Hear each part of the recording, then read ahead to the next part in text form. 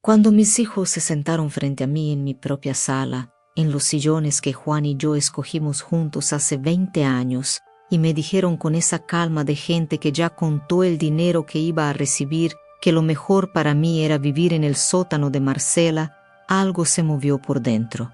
No fue rabia, todavía no. Fue algo más frío, más quieto, una claridad que no sentía desde hacía mucho tiempo.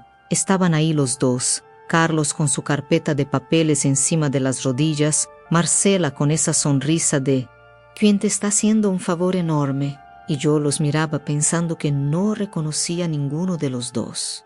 Estos no eran los niños que yo amamanté. Estos no eran los adolescentes a quienes les secó las lágrimas en sus primeras decepciones. Eran dos personas que habían calculado, planeado y coordinado cómo quedarse con lo que Juan y yo construimos en 42 años.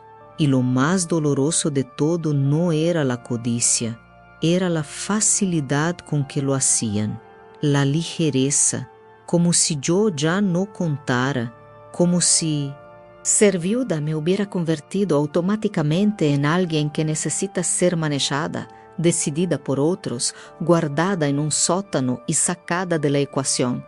Todavía no sabían que Juan, incluso muerto, me había dejado más poder del que ellos jamás iban a imaginar. Soy Alicia, tengo 68 años y perdí al hombre de mi vida un martes por la mañana.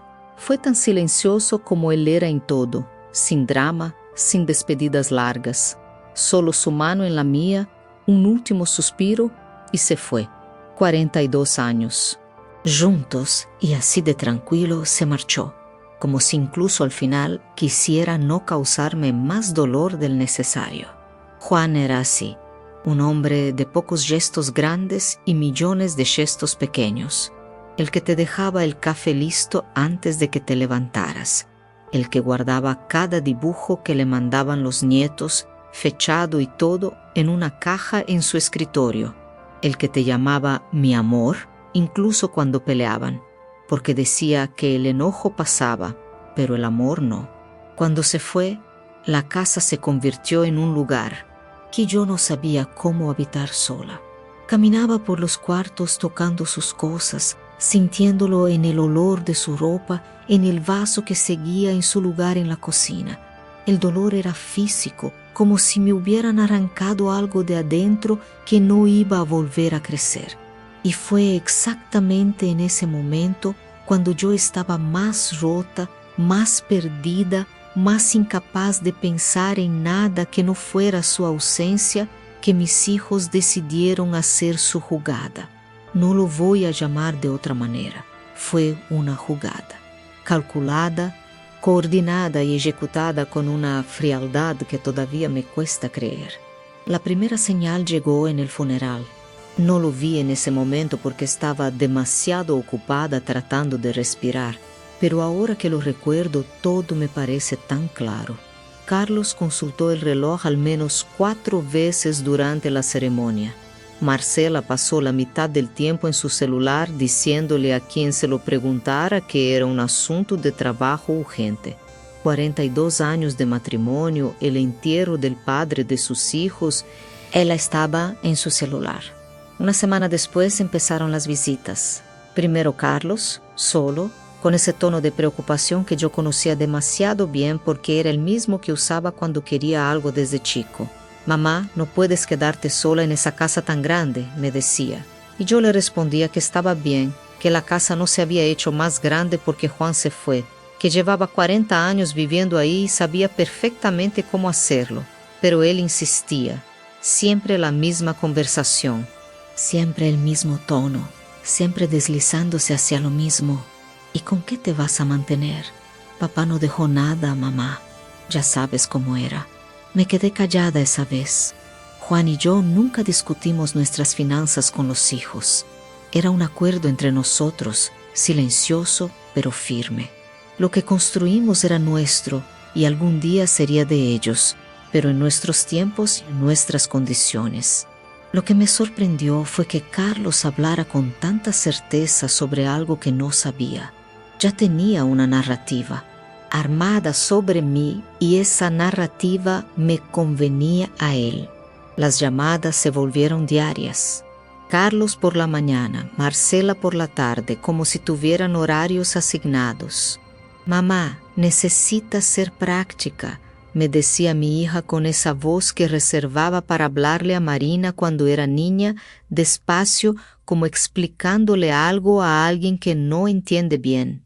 «Estamos preocupados por ti sola en esa casa tan grande, los costos, el mantenimiento, la pensión no te va a alcanzar».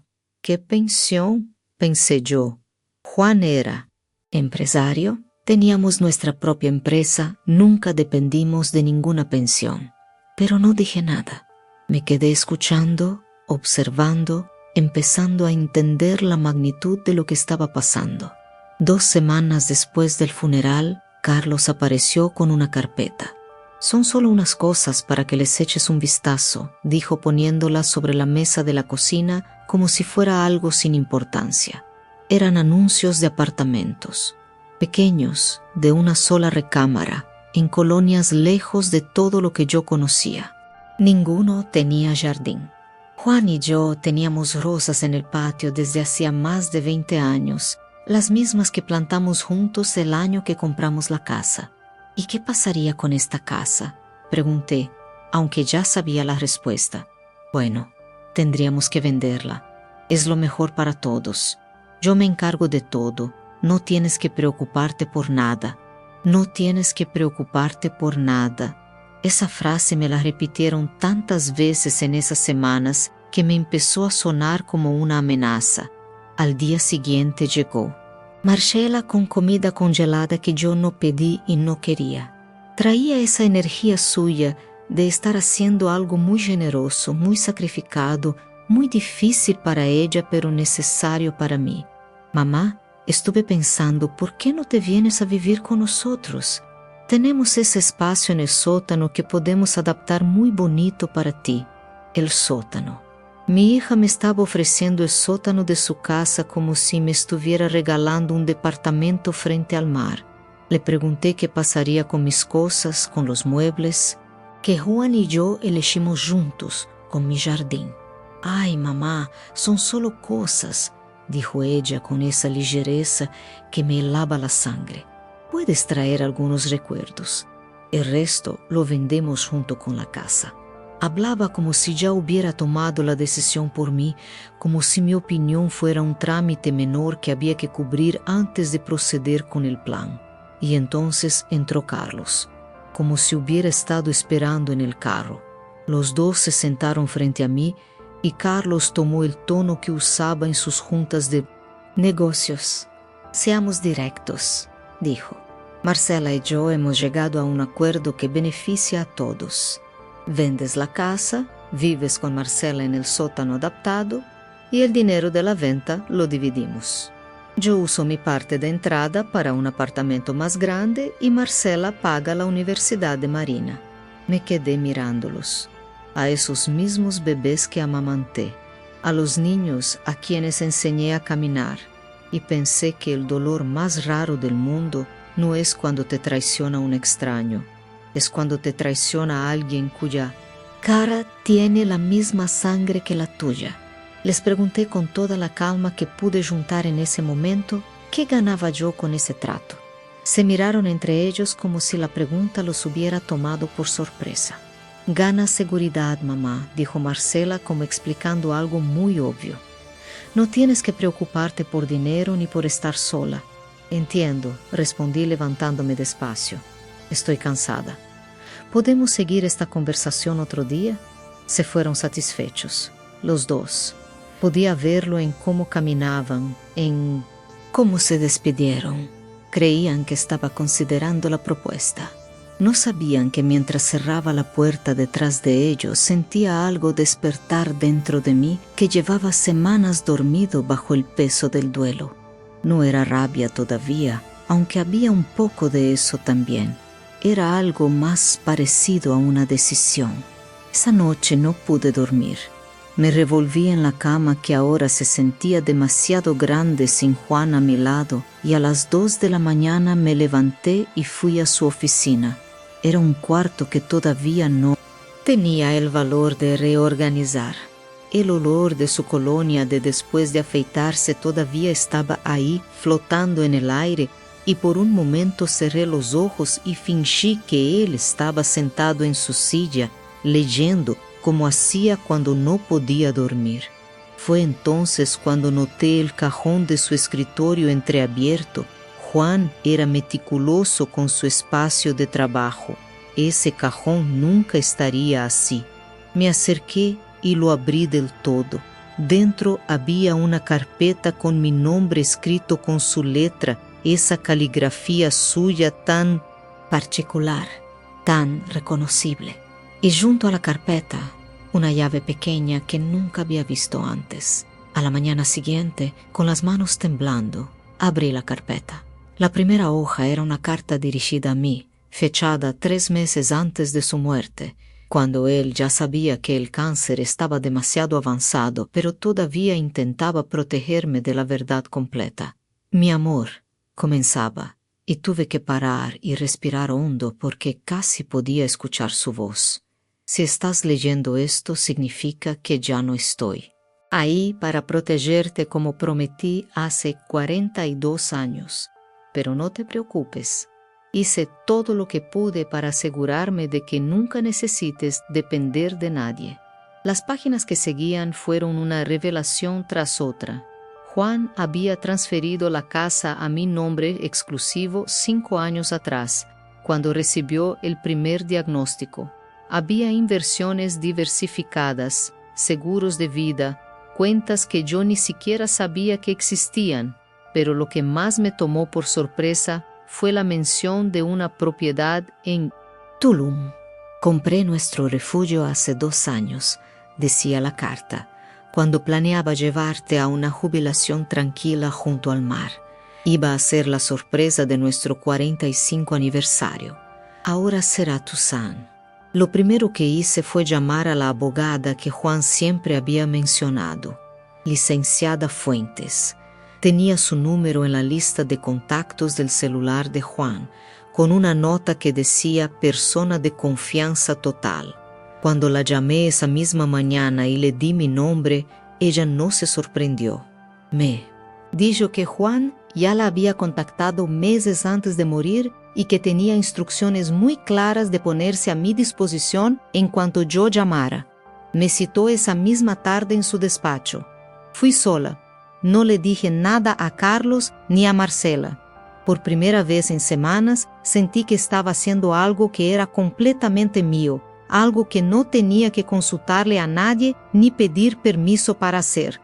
La licenciada Fuentes era una mujer de unos 50 años, con un escritorio lleno de papeles ordenados y una mirada que transmitía calma. Me ofreció café, me senté frente a ella y empezó a explicarme todo lo que Juan había preparado. Mientras hablaba, yo asentía, pero por dentro me estaba deshaciendo, no de tristeza, de gratitud. Juan me había conocido mejor de lo que yo misma me conocía y desde el otro lado todavía me estaba cuidando. La licenciada Fuentes abrió una carpeta gruesa y fue sacando documentos uno por uno sobre el escritorio. La escritura de la casa estaba a mi nombre desde hacía 5 años. No había forma de que Carlos o Marcela pudieran reclamar nada sobre esa propiedad, porque legalmente no les pertenecía ni 1 centímetro. También había 3 pólizas de seguro de vida, todas con beneficiaria única, yo. Había una cuenta de inversiones en una institución diferente al banco que usábamos para el gasto diario, con un saldo que me hizo quedarme sin palabras cuando la licenciada me mostró el estado de cuenta. No era una fortuna, pero era suficiente para vivir cómodamente. Muchos años sin tener que pedirle nada a nadie. Y luego estaba lo de Tulum. Juan había comprado un departamento frente al mar 2 años atrás, pagado al contado, escriturado a nombre de los dos, lo que significaba que ahora era mío por completo. La licenciada me explicó que Juan había dejado también instrucciones sobre ese departamento. Si yo quería, podía rentarlo y generar un ingreso fijo cada mes, o podía irme a vivir ahí. Yo escuché todo eso y sentí algo raro en el pecho. Era como si de repente el suelo que creía que me estaban quitando resultara ser mío, y además había otro suelo completamente diferente esperándome en otro lugar. Esa noche llegué a la casa y los encontré a los dos en la cocina. Carlos estaba sentado en la mesa revisando algo en su laptop y Marcela estaba de pie junto a la estufa con un café en la mano. Me miraron cuando entré, con esa mirada que ya reconocía, esa mezcla de lástima fingida y cálculo real. Marcela me preguntó a dónde había ido y yo le dije que a un trámite. Ella frunció el ceño levemente, como queriendo preguntar más, pero algo en mi cara la detuvo. Yo no sé qué expresión tenía en ese momento, pero debió ser diferente a la de los días anteriores, porque Carlos también levantó la vista de su computadora y me quedó mirando un segundo de más. No les dije nada. Calenté agua, me hice un té y me fui a la oficina de Juan. Me senté en su silla por primera vez desde que él murió. Era una silla grande, de cuero café, un poco gastada en los cervicales. Descansabrazos. Me acomodé ahí y abrí la carpeta otra vez y releí la carta de Juan completa, de principio a fin. Cuando llegué al final, donde decía te amo con todo lo que fui y todo lo que dejé, tuve que cerrar los ojos un momento, pero no lloré. Guardé la carta, cerré la carpeta y me quedé sentada en esa silla pensando en lo que iba a hacer a continuación.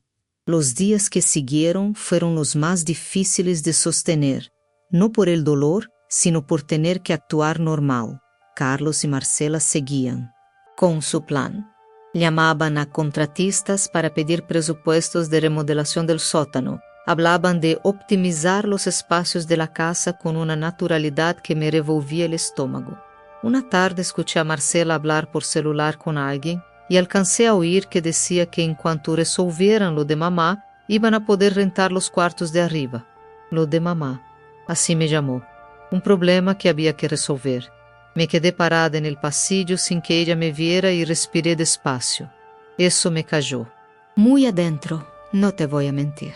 No porque me sorprendiera. Ya a esas alturas yo sabía perfectamente quiénes eran mis hijos, sino porque confirmaba que no había ningún malentendido que aclarar, ninguna conversación que tener, ningún momento de arrepentimiento que esperar. Ellos habían tomado su decisión mucho antes de que Juan muriera, probablemente mientras él todavía estaba en el hospital. Eso fue lo que más me pesó. No el plan en sí, sino el tiempo que llevaban construyéndolo en silencio. Mientras yo les acariciaba la cabeza y les preguntaba si necesitaban algo.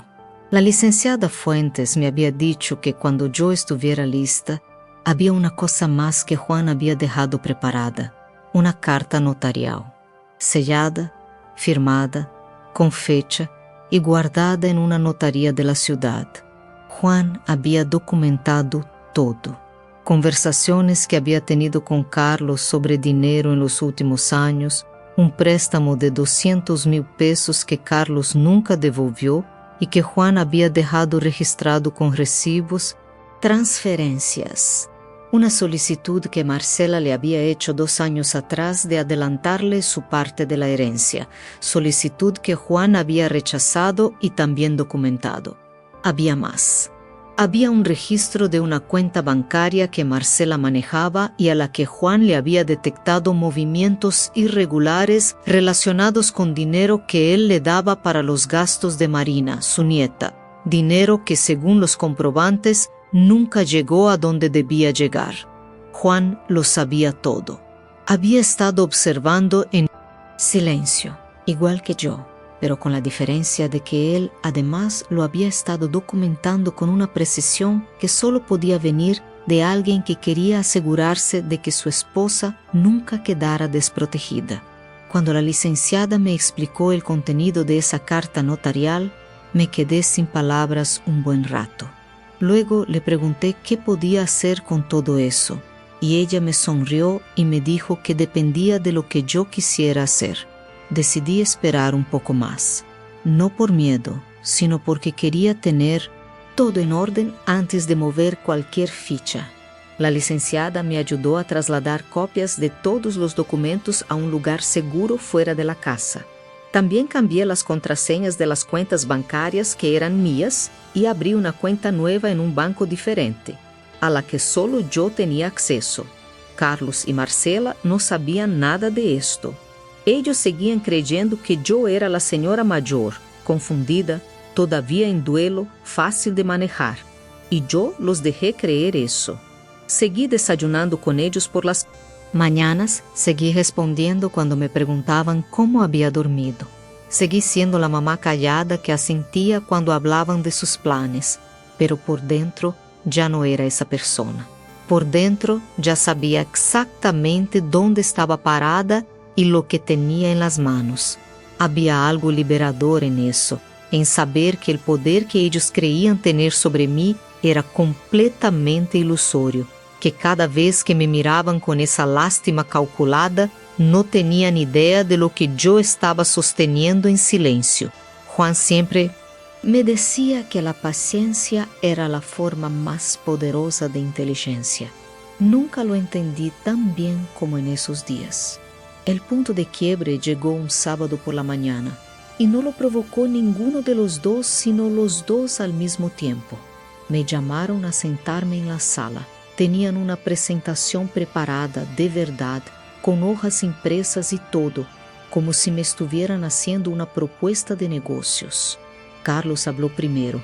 Dijo que habían estado pensando mucho en mi bienestar y que querían proponerme una solución que funcionara para todos. La solución era la siguiente. Yo cedía la casa a nombre de los dos, ellos se hacían cargo de los gastos de mantenimiento y servicios y a cambio me acondicionaban el sótano como espacio independiente para que tuviera mi privacidad. Marcela agregó que así yo no tendría que preocuparme por nada, que ellos se encargarían de todo. Me quedé mirándolos mientras hablaban. Carlos con su tono de gerente explicando una reestructuración, Marcela sintiendo junto a él con esa expresión de ella razonable y comprensiva. Y pensé en Juan.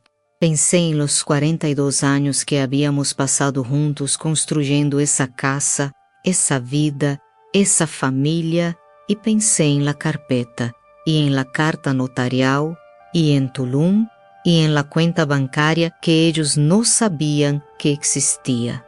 Y entonces los miré a los dos y les dije que necesitaba unos días para pensarlo. Ellos se miraron entre sí con alivio. Carlos dijo que por supuesto que me tomara el tiempo que necesitara. Marcela me apretó la mano, con una ternura que me costó no apartar. Se fueron a sus cuartos convencidos de que la cosa estaba prácticamente resuelta, que yo era una señora mayor y agotada que en unos días iba a ceder porque no tenía fuerzas para pelear. Esa misma tarde llamé a la licenciada Fuentes y le dije que ya estaba lista. Le dije que quería hacer todo: la carta notarial, los documentos de la casa, la notificación formal. Y también le dije que había tomado una decisión sobre Tulum. No iba a rentar el departamento. Me iba a vivir ahí. Ella me preguntó si estaba segura y yo le dije que sí, que era la primera vez en muchas semanas que estaba completamente segura de algo. Acordamos que en 4 días ella iba a presentarse en la casa con un notario para hacer la notificación oficial frente a Carlos y Marcela. 4 días. Me fui a la oficina de Juan esa noche, me senté en su silla y le hablé en voz baja como si pudiera escucharme. Le dije que ya casi era momento. Le dije que había aprendido de él. Y le dije que no iba a dejar que nada de lo que habíamos construido juntos terminara en manos de gente que nunca lo había valorado. Esa noche sí pude dormir. Los 4 días siguientes fueron los más extraños de mi vida. Carlos y Marcela se portaron diferente, amables, solícitos. Marcela me preparó el desayuno 2 mañanas seguidas y me preguntó si quería que llamáramos a una decoradora para que me ayudara a elegir los colores del sótano, que según ella podíamos convertirlo en algo muy acogedor. Carlos. Llegó un mediodía con una bolsa de pan de la panadería que a mí me gustaba y me preguntó cómo había dormido. Era exactamente eso. Actuaban como si ya hubieran ganado, como si el sótano ya fuera un hecho, la casa ya fuera de ellos, y yo ya fuera una visita cómoda que pronto estaría fuera de su camino. Yo los dejaba hablar. Sonreía cuando había que sonreír. Contestaba cuando me preguntaban algo. Tomaba mi café junto a la ventana de la cocina, la misma ventana desde donde Juan y yo habíamos visto crecer ese jardín durante décadas, y me quedaba callada, guardando todo adentro. La licenciada Fuentes me mandaba mensajes breves confirmando que todo estaba en orden. El notario tenía agenda para el jueves a las 11 de la mañana. Los documentos estaban listos. Yo respondía con un solo mensaje: de acuerdo, y seguía tomando mi café. El miércoles en la noche Marcela tocó la puerta de mi recámara. Entró con una taza de té de manzanilla, la dejó sobre el buró y se sentó en el borde de la cama con esa cara que ponía desde chiquita cuando quería algo. Me dijo que estaba muy contenta de que lo estuviéramos resolviendo como familia. Me dijo que papá hubiera querido que estuviéramos unidos. Me dijo que el sótano iba a quedar precioso y que ella personalmente iba a encargarse de que yo estuviera cómoda. Se le quebraba un poco la voz. Tenía los ojos húmedos. Y en otro momento de mi vida, en otro año, en otra versión de mí, yo le hubiera creído. Le hubiera extendido la mano, le hubiera dicho que sí, que lo íbamos a resolver juntos, que la familia era lo primero. Pero ya no era esa mujer. Había leído la carta de Juan, había visto los estados de cuenta, había visto mi nombre solo en la escritura de esta casa y en el título del departamento en Tulum. Así que le sonreí, le di las gracias por el té y le dije que descansara, que mañana iba a ser un día importante. Ella no entendió lo que quise decir. Se fue tranquila, cerrando la puerta con cuidado. Me quedé sola mirando la taza de té y pensé que ojalá Juan pudiera ver lo que estaba a punto de pasar. El jueves a las 10:30 de la mañana sonó el timbre. Fui yo quien abrió la puerta. La licenciada Fuentes llegó con traje oscuro, maletín de cuero y junto a ella un notario público de apellido Garza que traía consigo un sobre grande color manila y una carpeta azul marino. Los hice pasar a la sala y les pedí que se sentaran. Carlos bajó las escaleras a los 2 minutos preguntando quiénes eran. Yo le dije que eran personas que venían a revisar unos documentos de la casa. Él frunció el ceño, pero se quedó parado junto a las escaleras. Marcela bajó unos minutos después con el cabello todavía húmedo, secándose las manos con una toalla. Cuando los vio, se quedó quieta en el último escalón. La licenciada Fuentes se presentó, dijo su nombre completo, su número de cédula profesional y les explicó que estaba ahí en representación mía como propietaria legal y titular exclusiva de la propiedad ubicada en esa dirección. Carlos preguntó qué significaba eso. Su voz cambió. Ya no era el tono de gerente que usaba conmigo. Era una pregunta real, con algo de alarma adentro.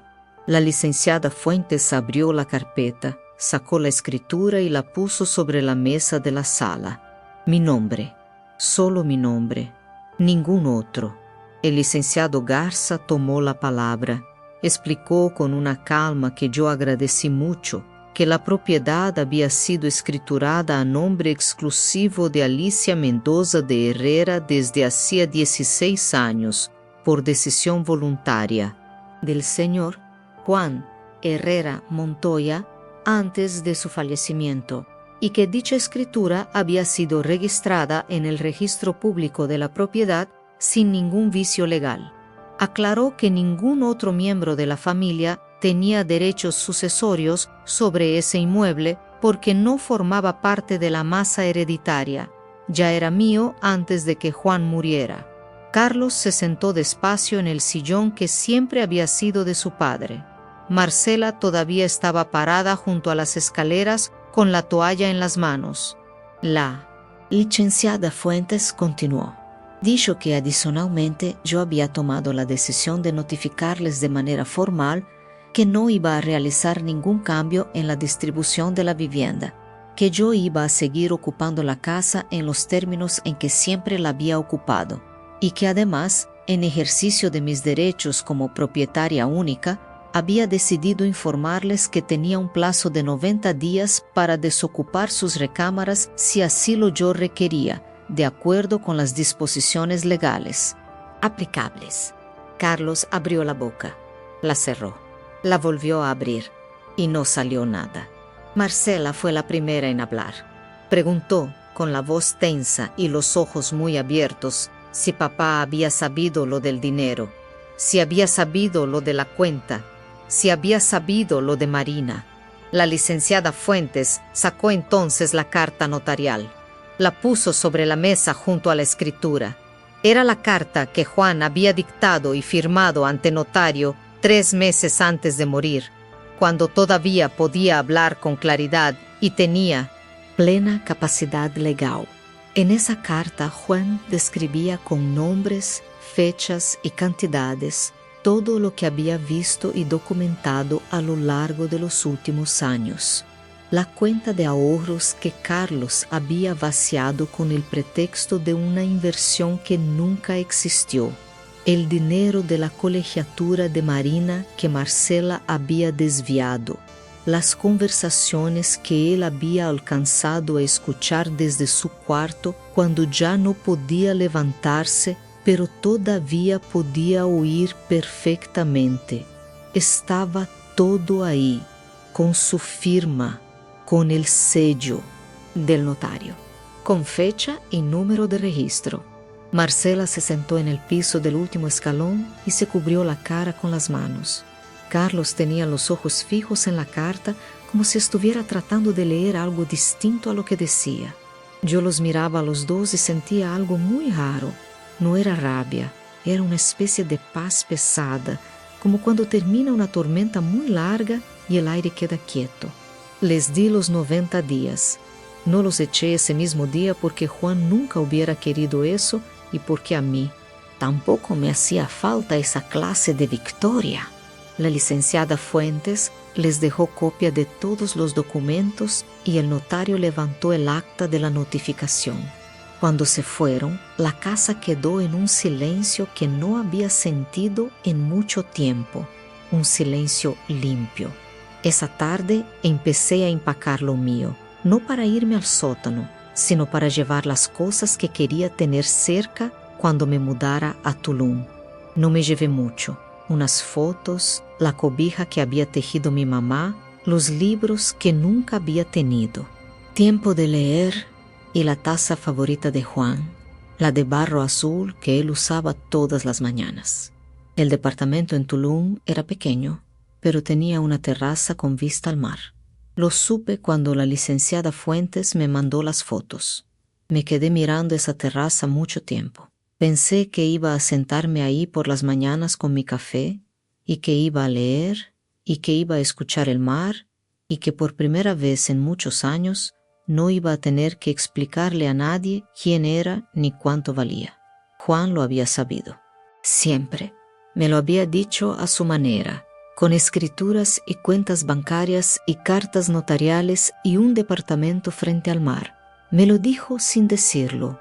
Tú siempre vas a estar bien. Y tenía razón. Ya.